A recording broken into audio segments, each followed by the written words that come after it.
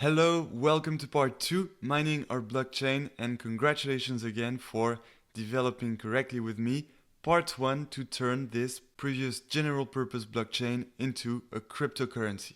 So now we're going to do the required modifications in part 2, mining our blockchain, and of course these required modifications will have to do with the transactions. So we will need to integrate the transactions somewhere here in this part 2. I guess you know where exactly we're going to add them, but not only about the transactions, it's still the same two pillars as what we had to develop for part 1. Well, we'll need to take care of the nodes, of course. We'll need to add some nodes, even if the nodes are more related to part 3, decentralizing our blockchain, we will still create one address for a node here, and then at the very end of this implementation, we'll create some other addresses for other nodes. But the main work in this part 2 will be about the transactions. We will need to do two things.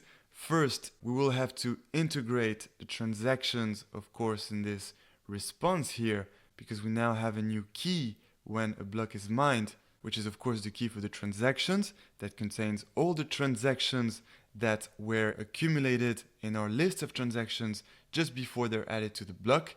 And then of course what we'll have to do, and that's at the heart of a cryptocurrency, we'll make a request to add a new transaction to the blockchain. And this is when we will, for the first time, make not a GET request, but a POST request, because we will create this transaction into a JSON file in the JSON format, and then we'll post this JSON file containing the transaction into the response, which will also tell us which block the transaction was added to. So that will be the last step of this part 2 development.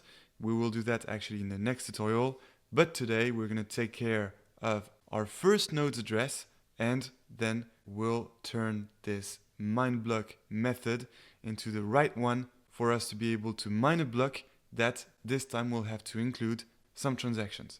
So let's do this, and let's start with our node's address.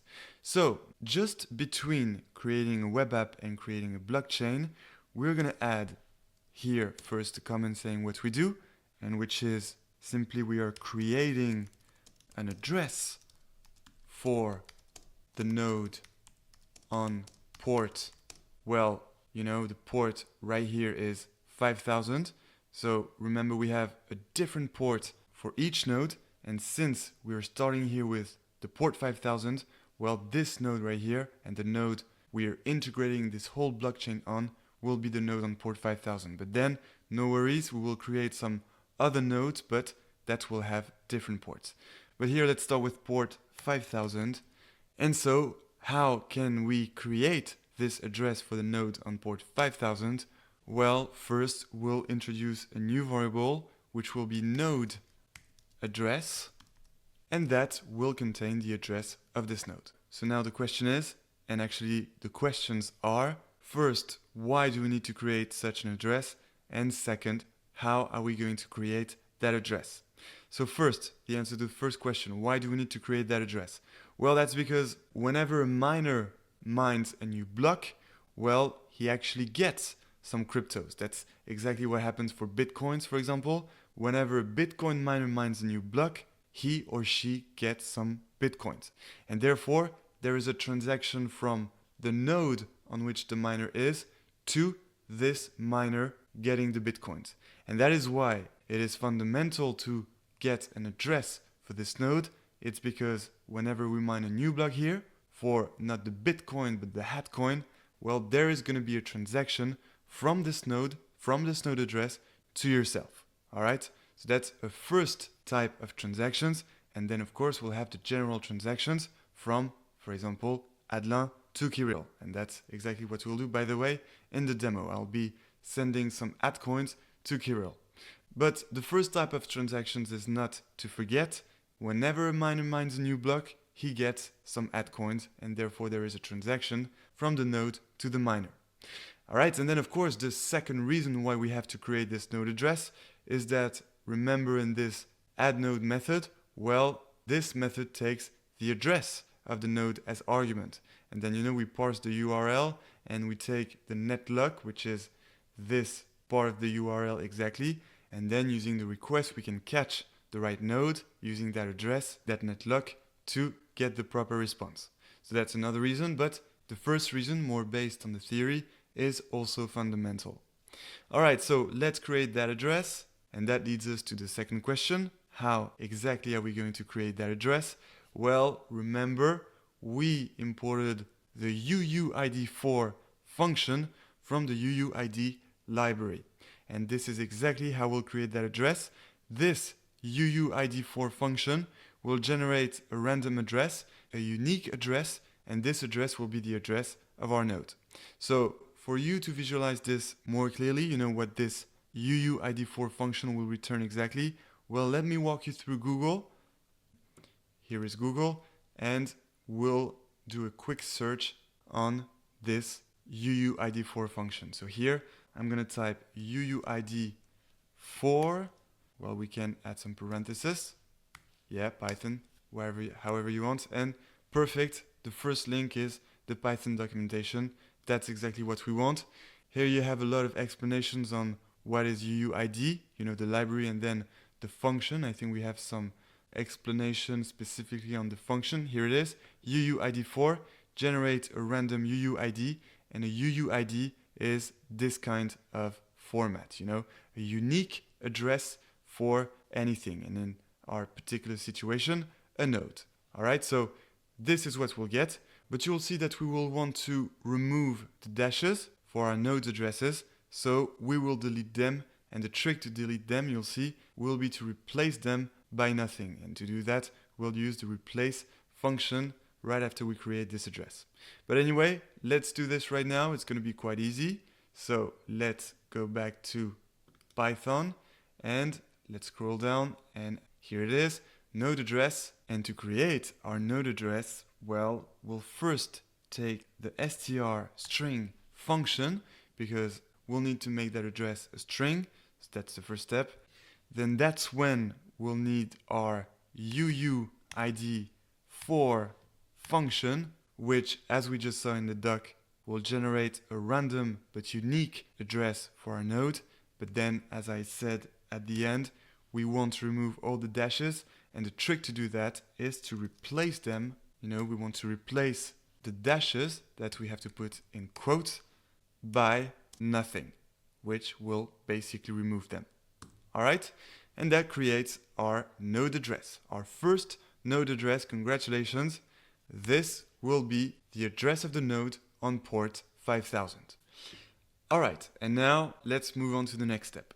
So the next step is actually to fix this mindblock request linked to the mindblock function to, again, turn our blockchain into a cryptocurrency.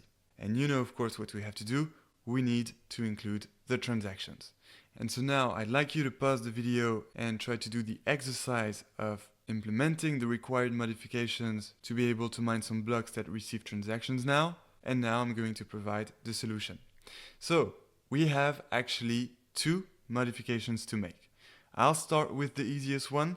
The easiest one is, of course, to add the key corresponding to the transactions. So I'll add this key. We add a comma here, and then the key that we have to put in quotes, because we have to include the name of the key first and then the value corresponding to that key. So the name of this key will be very simply transactions. We can have several of them. That's why I'm taking this plural. So transactions, then colon here. And then to get these transactions, we'll take our block, because remember that we created a block here using our createBlock function, taking as argument the proof that we solved here using the proof-of-work function and the previous hash, that is the hash of the previous block. So that gives us a block which we take here to get our transactions. All right, our transactions. So that was the first change to make, and congratulations if you included that. But as I said, that's not all. We have a second change to make, second modification to make this mindblock request work for our cryptocurrency. It is, of course, to add the transaction somewhere. Because indeed, what do we do here exactly? Well, we have our block, that's for sure, but we call the transactions key of the block dictionary. You know, the block is a dictionary of several keys, and one of them is the transactions.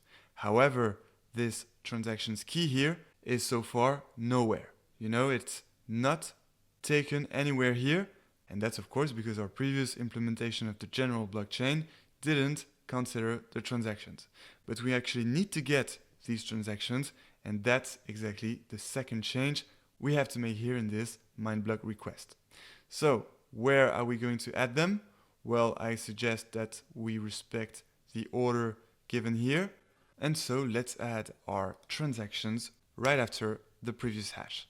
So now the question is, how exactly do we add these transactions?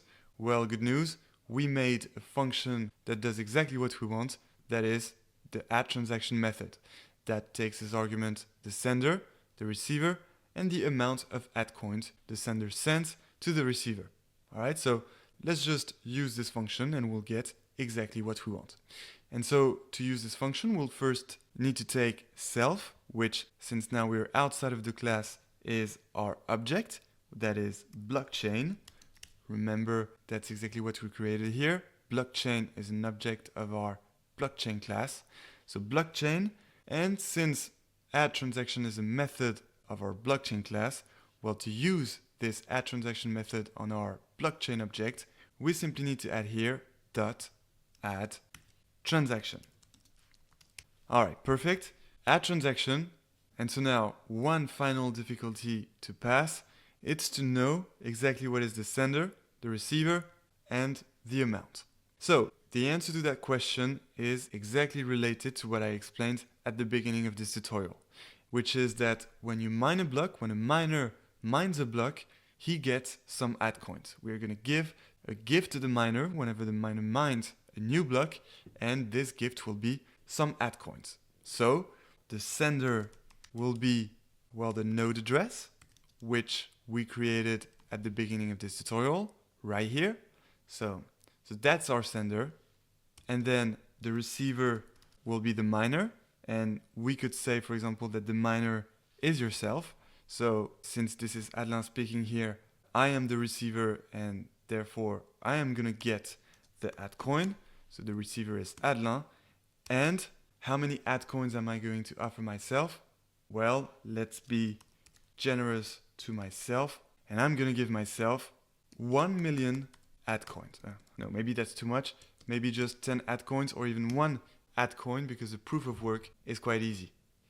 All right, and that's it. That was the second required change to make this mine block request work for our cryptocurrency.